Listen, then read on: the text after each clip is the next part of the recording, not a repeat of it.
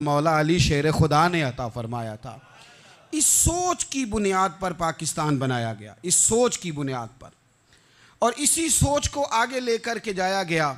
कोई सियासी पार्टी अब ये बात नहीं करती। दो कौमी नज़रिए का माना ये था कि हिंदू अलग कौम है, मुसलमान एक अलग कौम है, उनका रहना सहना, उठना बैठना, खाना पीना अलग है। हमारा उठना बैठना, खाना पीना, सारे मामलात अलग हैं, तहजीब व तमद्दुन अलग है। लिहाजा हमें अलग से ख़ित्ता चाहिए जहाँ हम इस्लामी नज़रियात के मुताबिक आज़ाद हो के अपना वक्त गुजार सकें।